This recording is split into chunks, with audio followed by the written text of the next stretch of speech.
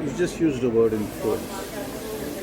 So when you said that you can't play, you can't be part of the team, did that influence filter down to a few players, and did that cause problems for you to bring the team together? Was it an issue with the team also?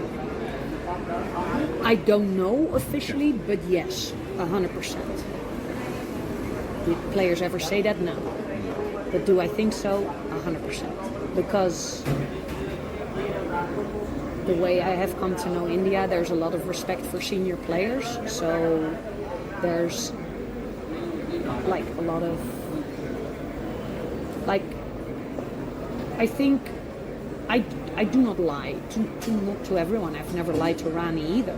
She didn't like what I had to say, but there was a time that I decided to not have any more meetings with certain players by myself because I knew what I would say would go wrong. So I would always have one of my staff also being there, so at least there would be some back and forth. Or I said players could have someone else there. I'm like, I'm an honest person. If I don't think you're good enough, you're going to hear it from me. And it's not. I know it's not that I don't care. I do care, but I have to make a decision, and it's the shitty part about coaching.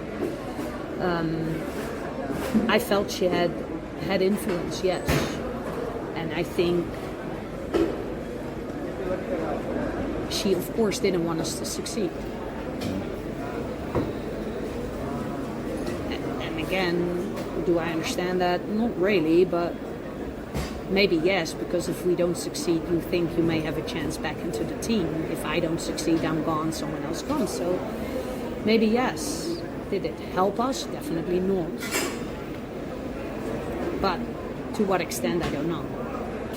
Because I don't know, and I've never asked the players either, because I didn't want to put them in a position where they have to choose between being honest with their coach and being loyal or whatever it is with their friends, because I'm sure she has friends in the team as well. So I never went there because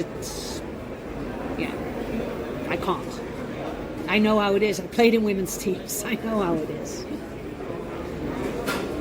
And as to the second thing about a plan B, I don't know what a plan B, what people mean. Like, was I going to pull my goalkeeper? Never, because we discussed that in detail with the players and they didn't want to. Did we have a plan B for a penalty corner? Yes, and I can show you all the variations and stuff we had.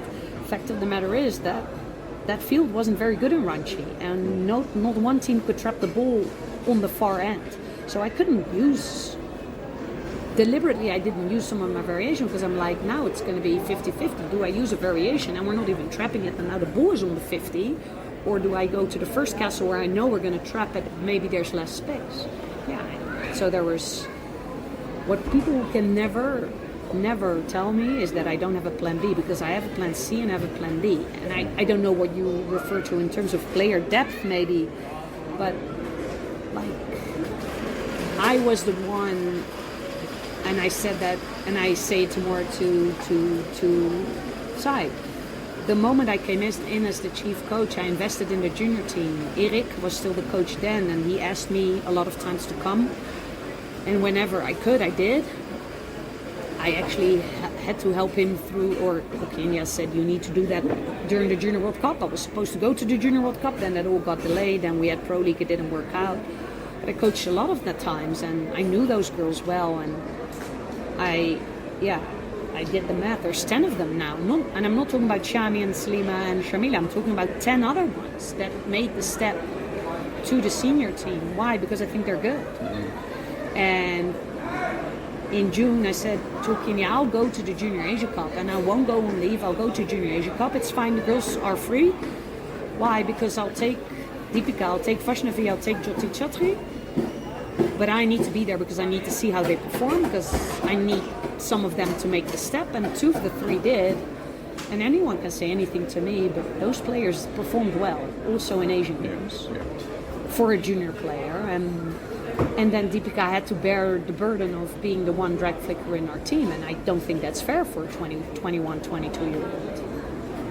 And she is someone that does talk to me, and I tried to help her, but the amount of pressure she felt for scoring goals, I don't think people realize. The amount of pressure Xavi felt for not allowing even one goal in, I don't think people understand. And it's unfair to them. To be honest, it's unfair to them. And I've said it many times to Xavi, you can't blame yourself. You can't. You kept our team in so many games. Even in the Japan game, people can say what they want, she kept us in that game. I know she let a ball in that probably shouldn't have gone in. But after that, there were 2 open opportunities, like, oh, here we go, and she saved them. That means it's still 1-0. I said, at some point, your team has to bail you out here. You know? And no one blamed her, to be fair. That never was a thing in our team.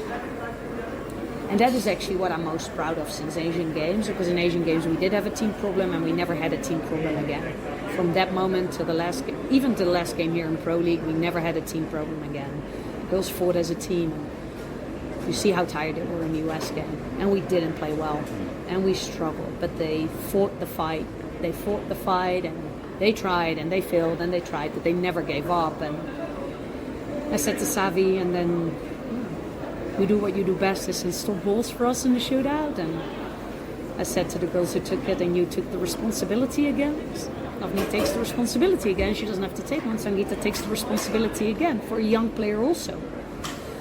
And so to say there's no plan B, there were a lot of plans. I don't know what people think the plan B should have been, but I had a lot of plans.